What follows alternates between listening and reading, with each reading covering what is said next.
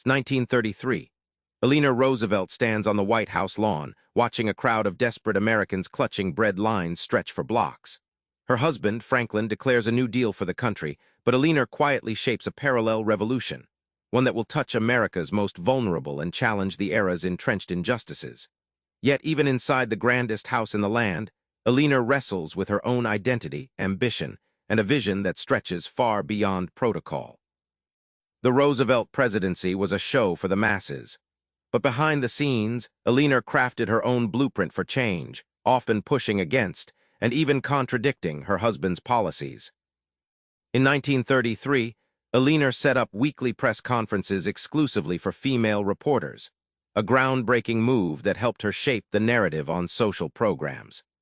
She championed programs that mental hospitals and affordable housing projects gained traction, effectively running a side government that directly tackled the Depression's human toll. Think of Eleanor's role as the shadow conductor of an orchestra.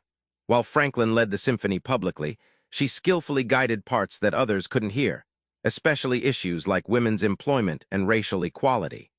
Her subtle, behind-the-scenes maneuvers crafted policies without rocking the main political boat outright. Despite her cautious diplomacy, Eleanor's outspoken advocacy for racial justice angered many in the White House and Congress. Her support for Marian Anderson's 1939 Lincoln Memorial Concert wasn't just an isolated event. It heralded a slow but undeniable shift towards desegregation and civil rights activism for decades to come. Eleanor wasn't just the nation's sidekick. At home, she sought romance and self-discovery, often clashing with expectations of a dutiful wife and mother during turbulent personal times. Though publicly devoted, Eleanor's marriage was shadowed by Franklin's extramarital affairs and their deep emotional distance. Still, she carved out her own agenda inside the marriage, refusing to be a silent partner and instead pushing her own social agenda relentlessly.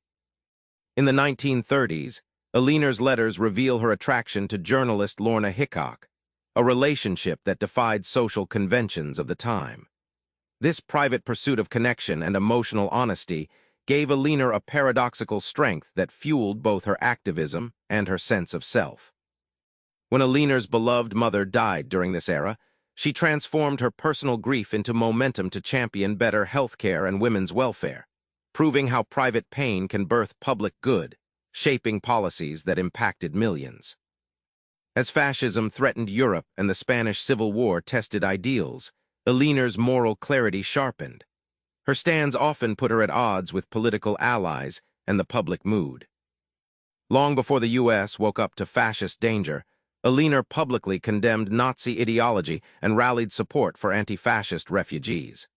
In 1937, she attended the World Conference for Peace in Paris, signaling a global approach that few First Ladies dared. She used her vast network to support Spanish Civil War refugees, lobbying the government and resettlement agencies. Her compassion was a lifeline, humanizing the faceless masses fleeing war and persecution, forcing America to confront its reluctant isolationism. At home, Eleanor rewrote what relief meant for women.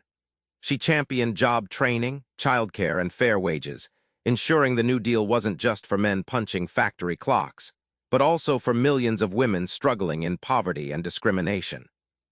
Back on that White House lawn in 1933, Eleanor's vision seemed audacious, running a parallel administration, defying norms and chasing justice all at once. She reminds us fierce commitment isn't about waiting for permission. Try this.